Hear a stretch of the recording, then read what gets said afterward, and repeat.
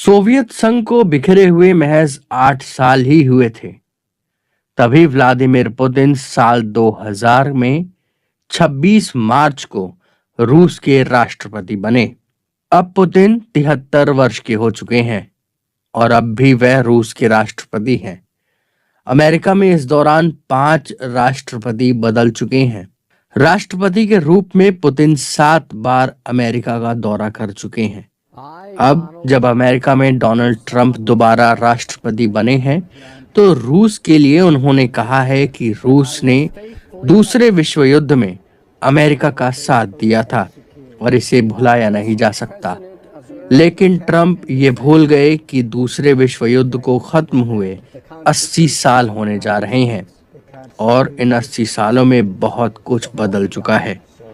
दरअसल पुतिन जब सत्ता में आए तो रूस का मिजाज अमेरिका विरोधी हो चुका था। ऐसा मिजाज केवल वहां की सरकार का ही नहीं था, बल्कि लोगों का भी हो गया था। द लेवाडा सेंटर मॉस्को स्थित एक पोलिंग समूह है। ये 1990 के दशक से रूस में अमेरिका के प्रति लोगों का रुझान कैसा है, उस पर सर्वे करता रहा है।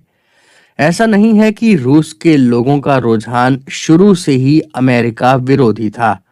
द लेवाडा सेंटर के मुताबिक 1990 के दशक की शुरुआत में ज्यादातर रूसी अमेरिका को न केवल इकलौती महाशक्ति के रूप में देखते थे, बल्कि रोल मॉडल के रूप में भी देखते थे। लेकिन फिर सवाल ये आता है कि व्लादिमीर पुतिन अमेरिका विरोधी कैसे बन गए। एबीएम ट्रीटी यानी anti ballistic missile treaty America और यूएसएसआर के बीच थी। इसके तहत दोनों देशों को एंटी बैलिस्टिक मिसाइल के विकास और तैनाती को सीमित करना था। बाद के सर्वे में यह बात सामने आई कि नेटो की अफगानिस्तान, इराक, लीबिया और सीरिया में सैन्य कार्रवाइयां अमेरिका विरोधी भावना को बढ़ाने की अहम वजह रही। यानी पुतिन जब रूस के राष्ट्रपति बने, उसके पहले ही अमेरिका विरोधी भावना घर कर चुकी थी। अमेरिका ने 2003 में एक बार फिर इराक पर हमला किया। तब जॉर्ज डब्ल्यू बुश अमेरिका के राष्ट्रपति थे और पुतिन के पास रूस की कमान थी। रूस ने अमेरिका के इस हमले का विरोध किया, लेकिन अमेरिका की अगुवाई वाला सैन्य गठबंधन इस विरोध को लेकर बेपरवाह रहा। इराक पर अमेरिकी हमले से 2 साल पहले जॉर्ज डब्ल्यू बुश ने पुतिन की प्रशंसा की थी। जून 2001 में अमेरिका के तत्कालीन राष्ट्रपति जॉर्ज डब्ल्यू बुश से पुतिन की मुलाकात हुई थी। नॉर्थ अटलांटिक ट्रीटी ऑर्गेनाइजेशन यानी नेटो दूसरे विश्व युद्ध के बाद 1949 में बना था। इसे बनाने वाले अमेरिका, कनाडा और अन्य पश्चिमी देश थे। इसे इन्होंने सोवियत यूनियन से सुरक्षा के लिए बनाया था। उस वक्त दुनिया 2 ध्रुवीय थी। एक महाशक्ति अमेरिका था और दूसरी सोवियत यूनियन। शुरुआत में नेटो के 12 सदस्य थे।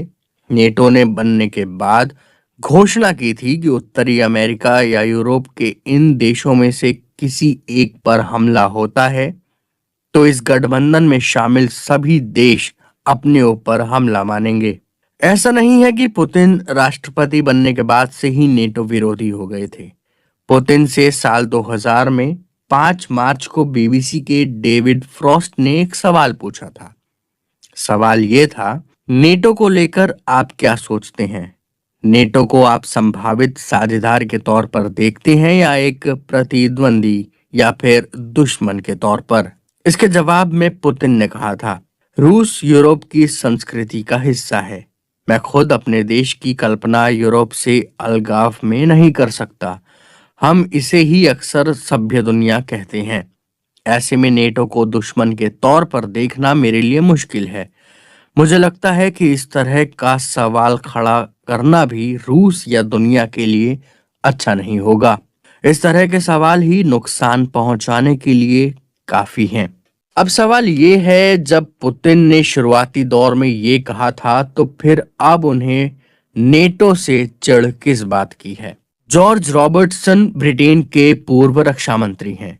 और वो साल 1999 से 2003 के बीच नेटो के महासचिव थे। जॉर्ज रॉबर्टसन ने पुतिन से शुरुआती मुलाकात को याद करते हुए बताया था, पुतिन ने कहा, आप हमें नेटो में शामिल होने के लिए कब